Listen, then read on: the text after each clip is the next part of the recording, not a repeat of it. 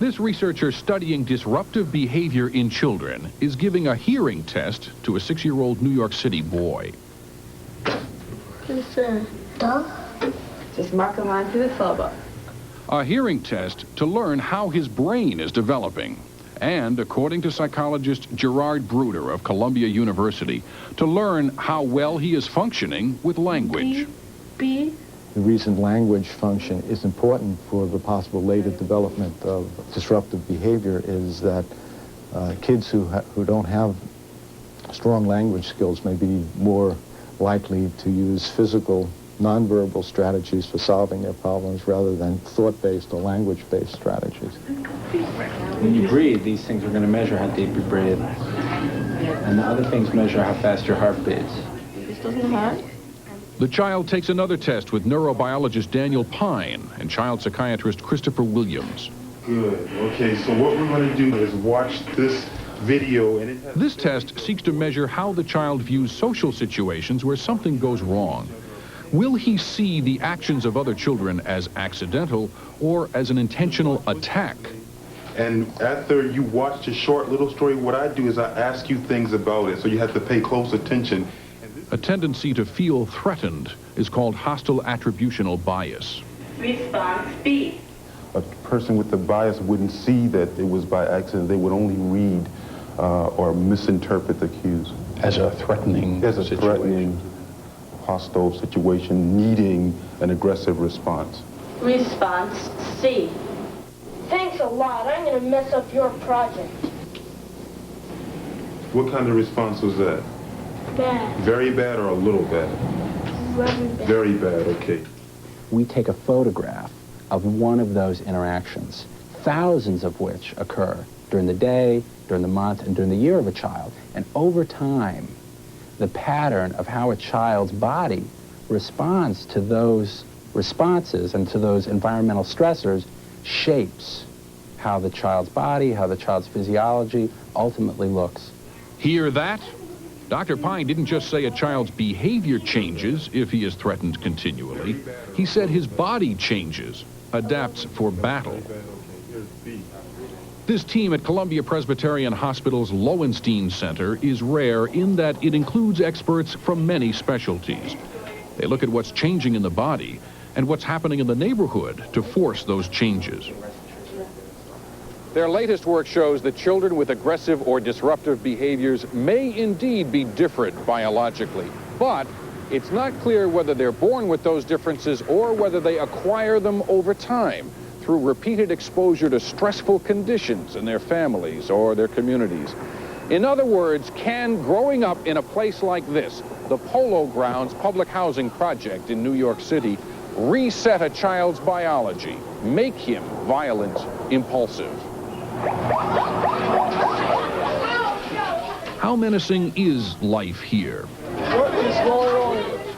Well, that's a body being carried out of this apartment building, one of the victims of a triple murder. Among the dead, a 13-year-old. Two of his playmates, both 11, watched police slide his body into a coroner's van. Watching them, Lowenstein child psychiatrist Stephanie Cord, who is showing CNN where she makes home visits when she happened across this crime scene. She wanted to talk to the boys, but they were too upset. Those little boys. Mm-hmm. What do you think about them? I don't know. I'm wondering where they're going. I mean, they've just sat here and witnessed 3 bodies come out, and, you know, they're walking off by themselves. I mean, this is the time when an adult, a parent, someone needs to talk to them about what just happened and what they experienced. I mean, they obviously have feelings about it. What are we doing to our children? Everybody down! Now! Now! Now! The research shows that exposure to violence makes brain cells form new connections, chemical pathways for aggression. Some hormones are suppressed, others overproduced. The result won't be the cold-blooded psychopath seen earlier, but a hot-blooded, explosively violent youth. Can these changes become permanent? There has to be a trace left somewhere within the child. Gail Wasserman directs the Lowenstein Center team. I think It's a footprint of something that's passed. And the question for us is really to determine whether that's a footprint in the snow that will melt and disappear, and it's just a passing thing, or whether it's a footprint in cement that will actually go on to influence future behavior. Okay, I'm going to do a circle and you paint it, okay? Okay. It's probably somewhere in between. It's probably a footprint in the sand that's there for a little while and may well wash out over time. We certainly believe that it will wash out over time, or we wouldn't be in the treatment business. One more line. Guess what you just did? A triangle. There is treatment in this program. Therapists helping mothers with toddlers, because the research shows nothing makes kids more anxious, nothing changes their biology faster than inconsistent moms who ignore bad behavior one day and strike a child for it the next. But then there's someone back here watching what's going on. That would be me, sort of getting a good overview of what's happening. Professor Lori Miller runs Lowenstein's Disruptive Behavior Disorder Clinic. You see this mother smiling and really giving some verbal reinforcement, but also some physical reinforcement. You see her patting him, smiling at him. Isn't that just natural mothering? These are things that this mom did not do when she first came to us. See if you can determine what mistakes the next parent makes. The mothers view instructional videos. Well, let's put all the other toys away and we'll leave this one up. That she shouldn't have let the child play with the toy she wanted to play with until she cleaned up the rest of the stuff. And did you notice something that the daughter did when she was praised? Her response, sure, I'll do that, Mommy. Wait a minute, we've been talking about violence here. Are they saying putting the toys away wrong will point a child toward a criminal career?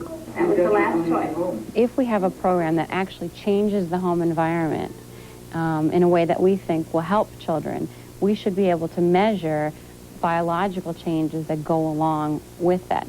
We might be able to get at very, very specific events or very, very specific characteristics of the environment that not only have a very specific effect on behavior, but also relate to biology. Those are the ones that we're really gonna work on helping parents change. And then you should do what when he does? I praise him. Doing a great job, Randy, you know that? But hanging on to children, hanging on emotionally, hanging on positively, and having faith and an attachment to your child, even if he's showing a lot of risky behavior in adolescence, is a very solid predictor of good outcome.